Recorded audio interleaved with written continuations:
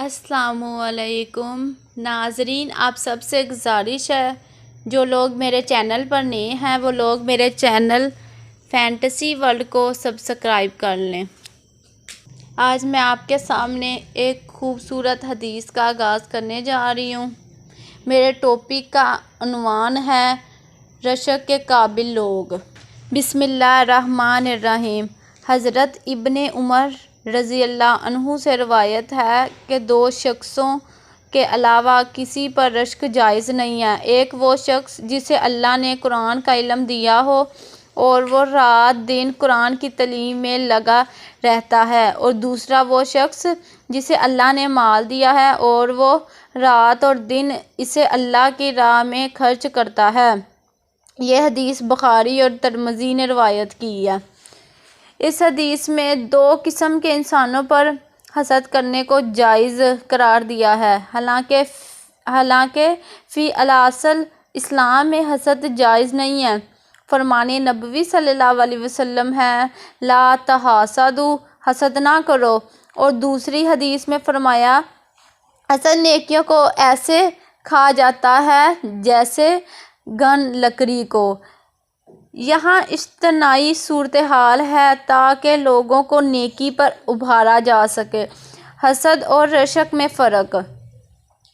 یہاں حسد کے معنی محدثین نے رشک کے لیے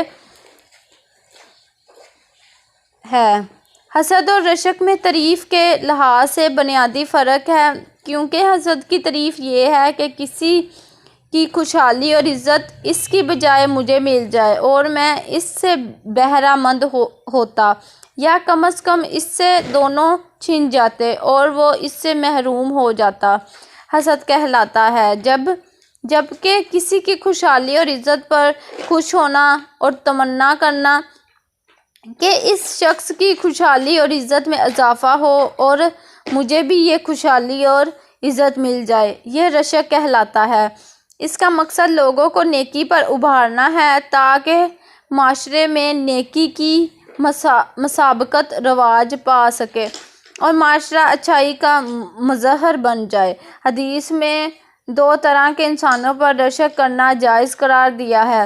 ایک وہ شخص جو تعلیم قرآن میں مشغول رہتا ہے، دوسرا وہ جو انفاق فی سبیل اللہ میں دلچسپی رکھتا ہے۔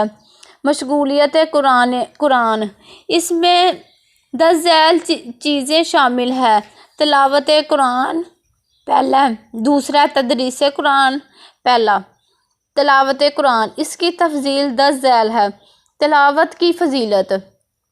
اسلام میں تلاوت قرآن بہت اہمیت رکھتی ہے۔ اس کی وجہ سے انسان کا تعلق بالقرآن مضبوط ہوتا ہے۔ نبی کریم صلی اللہ علیہ وسلم نے تلاوت کی فضیلت بیان کی ہے اور فرمایا قرآن مجید کی حفاظت اور خبر گیری کرتے رہو، خدا کی قسم یہ اونٹ کی رسی سے نکل جانے سے بھی جلد دلوں سے نکل جاتا ہے۔ اسی طرح ایک حرف کی تلاوت کا ثواب 10 نیکیاں مقرر کیا گیا ہے۔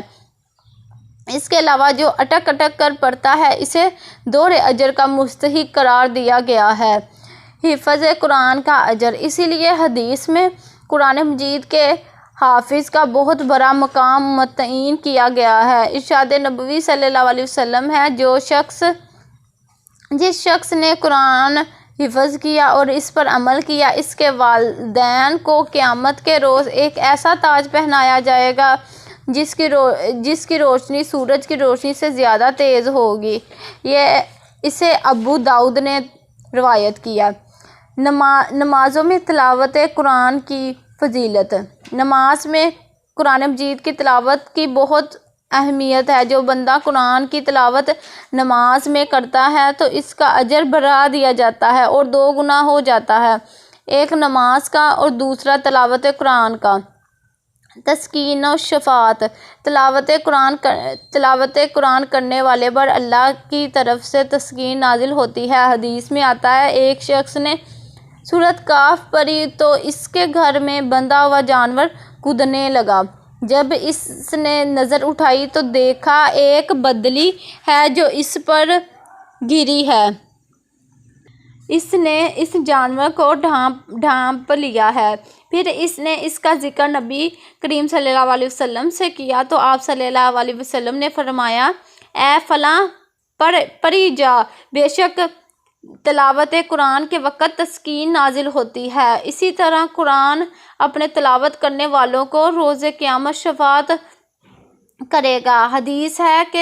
حدیث میں ہے، تم قرآن مجید پڑھا کرو اس لیے کہ یہ قیامت کے دن اپنے تلاوت کرنے والوں کی سفارش کرے گا۔ رسول صلی اللہ علیہ وسلم نے فرمایا، قرآن مجید اور اس کی صورتیں اللہ تعالیٰ کی بارگاہ میں اپنے تلاوت کرنے والے کے واسطے سفارش کرے گی۔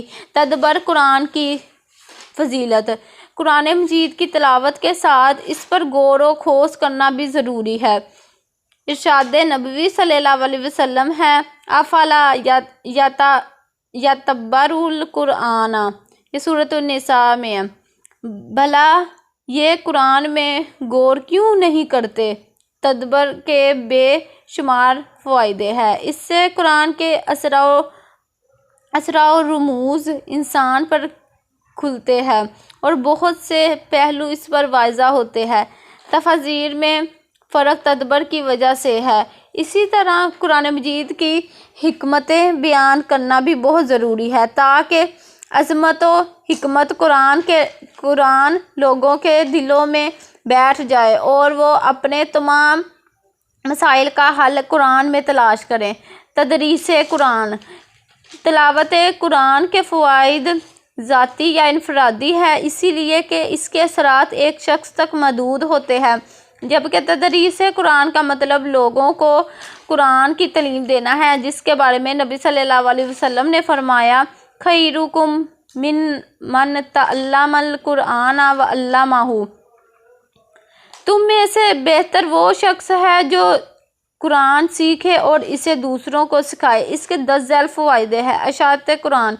اس سے قرآن کی اشاعت عام ہوتی ہے اور وہ دوسرے مسلمان سیکھتے ہیں، جس سے قرآن کا فیض جاری ساری رہتا ہے۔ گویا اشاعت و تدریس کا چولی دامن کا ساتھ ہے۔ تعلق بالقرآن۔ تدریس قرآن سے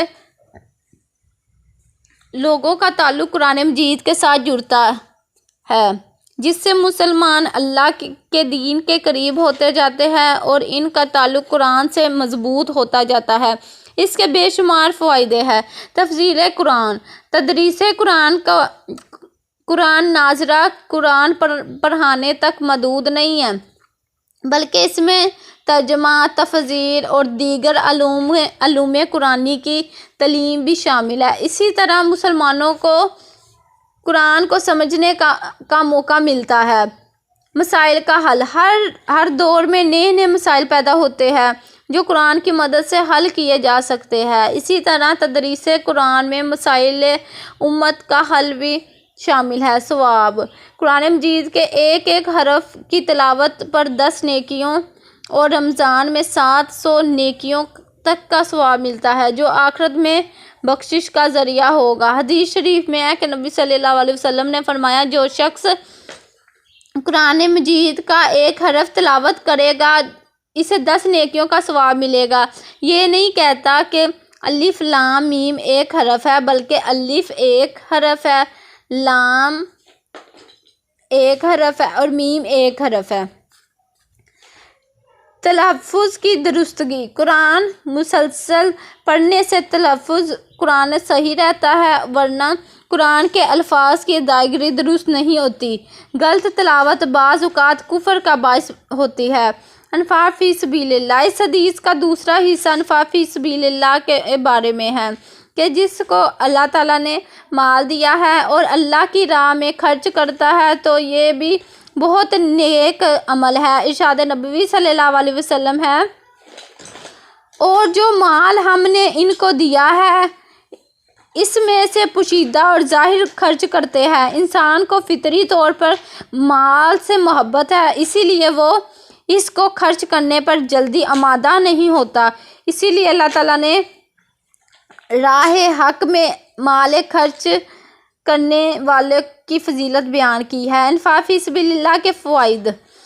انفاق فی سبیل اللہ کے فوائد 10 ذیل ہیں۔ مال میں برکت۔ انفاق فی سبیل اللہ سے مال میں برکت پیدا ہوتی ہے۔ ارشاد نبوی صلی اللہ علیہ وسلم ہے، اللہ تعالیٰ سورۃ البقرہ میں فرماتے ہیں، خدا سود کو نابود یعنی بے برکت کرتا ہے اور خیرات کی برکت کو بڑھاتا ہے۔ گردش دولت۔ انسانی معاشرے میں انفاق سے گردش دولت کا آغاز ہوتا ہے جو معاشی ترقی کا باعث بنتی ہے۔ اللہ تعالیٰ نے فرمایا، سورۃ حشر میں اللہ تعالیٰ فرماتے ہیں، تاکہ جو لوگ تم میں دولت مند ہیں انہی کے ہاتھوں میں نہ پھرتا رہے، یعنی دولت صرف اور صرف امراء تک محدود ہو جائے۔ غریبوں کی کفالت۔ انفاق فی سبیل اللہ غریبوں کی کفالت کا باعث بنتا ہے اور غریبوں کی کفالت کے بغیر کوئی معاشرہ ترقی نہیں کر سکتا، اسی لیے انفاق بہت ضروری ہے۔ جرائم کا خاتمہ۔ انفاق فی سبیل اللہ معاشرے میں جرائم کا خاتمہ کر دیتا ہے، کیونکہ جب لوگوں کی معاشی ضرورتیں بآسانی پوری ہو جائے گی تو وہ جرائم کی دنیا میں قدم نہیں رکھیں گے اور دنیا امن کا گہوارہ بن جائے گی۔ لوگوں کی معاشی ضروریات پوری کیے بغیر جرائم کا خاتمہ ناممکن ہے۔ اللہ تعالیٰ ہم سب کو عمل کرنے کی توفیق عطا فرمائے، آمین۔ آپ سب سے میری گزارش ہے کہ آپ سب میرے چینل فینٹیسی ورلڈ کو سبسکرائب کر لیں اور آپ سب سے گزارش ہے کہ آپ سب میری حدیث کو لائک کریں۔